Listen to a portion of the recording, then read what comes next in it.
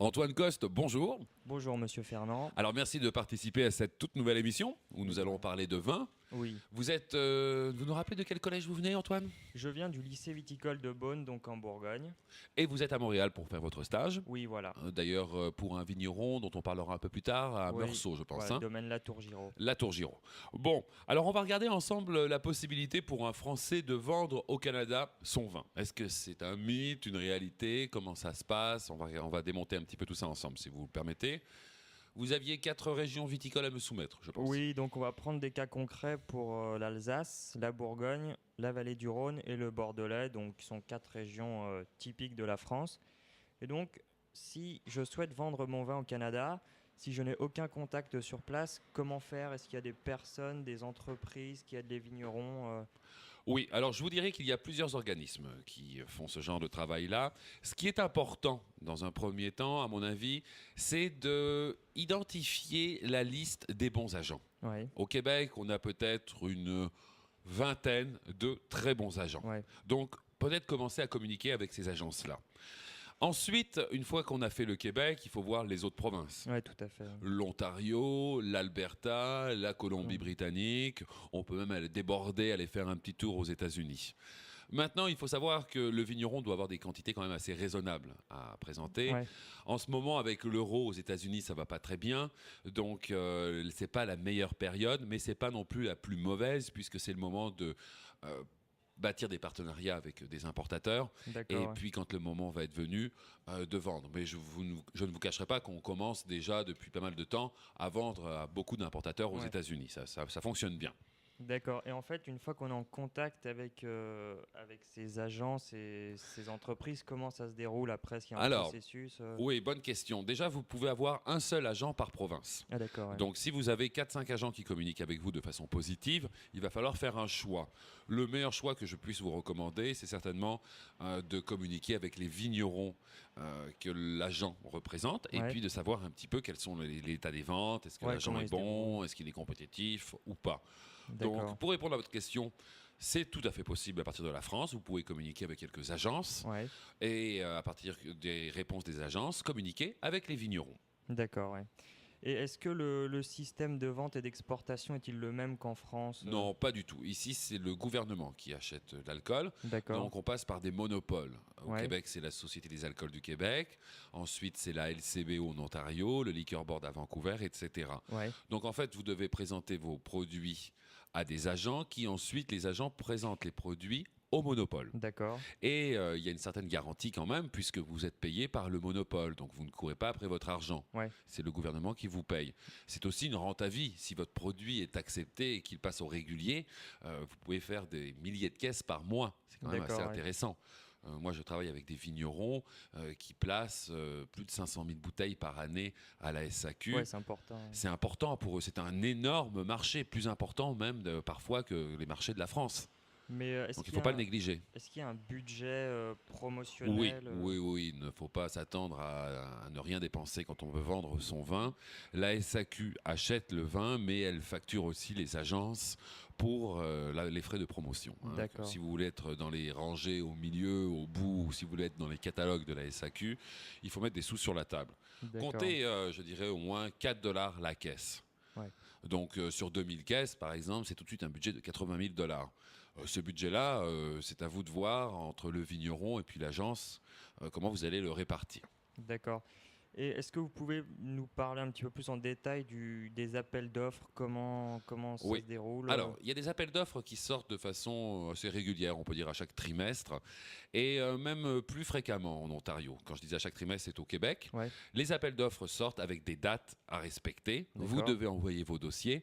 Et bien évidemment, dans ce type d'appel d'offres, bien souvent, il vous est demandé d'avoir des médailles et des distinctions. Ouais, c'est assez sélectif en fait. Très sélectif. Hein. Souvent, vous pouvez être 300 ou 400 à vous présenter avec la même appellation. Donc, vous êtes mieux d'avoir des médailles et des produits qui vont vraiment répondre à leurs exigences. Et les types de médailles, est-ce qu'il y a des concours plus ou moins Oui, reconnus? bah, par exemple, Mâcon est reconnu, Paris est reconnu, si vous êtes cité dans le Décanteur, si vous êtes dans Parker, dans la Revue des vins de France, Ouais, vous avez de fortes chances, vous êtes au moins reconnu. D'accord. Nous, je peux vous dire qu'à l'association, nous avons 200 membres qui sont Ouais. vignerons, la plupart sont des Français, et la moitié d'entre eux qui vendent sont des vins qui ont obtenu des médailles. D'accord. Ouais. Sinon, ils doivent passer par un circuit qui est beaucoup plus long, Mhm. importation privée, etc. D'accord. Et justement, voilà, est-ce qu'il y a un autre moyen d'importation que par la Oui, SAQ tout à fait. Vous pouvez commencer en importation privée. Mais là, c'est un travail qui est beaucoup plus considérable pour l'agence qui vous représente, Ouais. puisqu'elle doit démarcher des restaurants, des entreprises, des particuliers, etc. Mais ça se fait beaucoup, et je vous dirais qu'il y a des agences qui sont très bien structurées dans ce Ouais. domaine-là et qui passent des 50 000 caisses dans l'année. Donc il n'y a pas forcément un qui est plus avantageux sur l'autre. Eh bien, au moins, l'importation privée a le mérite de débuter immédiatement, Ouais. alors que d'attendre les appels d'offres, c'est beaucoup plus long. Et Ouais. pendant que vous faites des importations privées, c'est pour vous l'occasion de montrer à la SAQ que vos produits sont bons. Ouais. Et vous avez des chances de passer, d'être considéré tout du moins. D'accord. Parce qu'en moyenne, combien faut-il d'années pour voir ces vins dans les tablettes de la SAQ Écoutez, moi j'ai vu des gens, je suis depuis 10 ans dans le domaine, j'ai vu des gens aller sur les tablettes au bout de 6 mois. Ouais. Et j'en ai vu, ça leur prend 3 ans. Ouais. Et j'en ai vu qui attendent encore et qui font uniquement des importations privées. D'accord. Et si là on reprend notre cas pratique, donc si je suis viticulteur alsacien, Mhm. bourguignon ou de la vallée du Rhône ou Bordeaux, est-ce qu'il y a des appellations qui se vendent mieux? Enfin, Eh bien, dans le Bordeaux, c'est toutes les appellations qui sont autour de Bordeaux, Ouais. Médoc, etc. Bordeaux est devenu tellement bateau qu'il faut faire attention. Les vins d'Alsace sont très populaires, Ouais. beaucoup de Pinot, beaucoup de Tokay. Le crément se passe bien aussi, beaucoup dans les baptêmes, dans les fêtes. Ouais, plutôt que du champagne qui est plus cher. Exactement. Ça c'est bien. Les produits de la Loire vont bien aussi, hein. Ce sont des vins qui sont légers, qui sont fruités, qui ne sont pas dispendieux, donc très populaires aussi Ouais. au Québec. Voilà. D'accord, ouais, donc c'est des régions qui, enfin, on exporte facilement. Oui, oui, c'est très facile hein, d'exporter D'accord. du vin quand même. Et enfin, un petit conseil à donner aux viticulteurs qui nous écouteraient pour exporter. Bon, dans un premier temps, venir sur le terrain, c'est indispensable parce que sinon les gens peuvent vous raconter toutes sortes d'affaires. Il faut venir le voir pour comprendre. Ouais, se déplacer. Se déplacer. Moi, j'ai la chance de travailler dans ce domaine-là et de voir beaucoup de vignerons se déplacer. Je vois que ceux qui se déplacent sont les premiers à ramasser les commandes. Comme on D'accord, dit, ouais. les absents ont toujours tort. Ouais. Bon, c'est certain qu'il y a des gens qui ne se sont pas déplacés, ont présenté leur vin et sont quand même acceptés, sont Ouais. rentrés. Mais ensuite, je leur demande de se déplacer. C'est important pour bien sentir le marché. D'accord. Juste deux questions pour terminer. Enfin, selon vous, est-ce que le marché canadien est-il demandeur de vin à l'heure actuelle, sachant qu'avec l'euro qui est plus fort. Oui, mais les gens continueront à boire. On peut dire que la LCBO est le plus gros acheteur de vin au Canada. Ouais, d'accord. Donc, ça n'a pas changé grand-chose. Et est-ce que pour terminer, vous avez une petite anecdote, quelque chose à nous. Oh, des anecdotes, j'en ai beaucoup à vous raconter. Mais tiens, il y en a une qui me vient à l'esprit comme ça.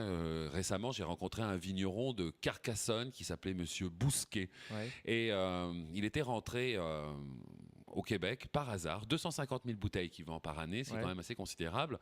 Et il m'a dit que c'est sa stagiaire qui avait présenté le dossier à la SAQ. Elle a présenté le dossier et ils ont été acceptés. Et depuis, il est sur les tablettes.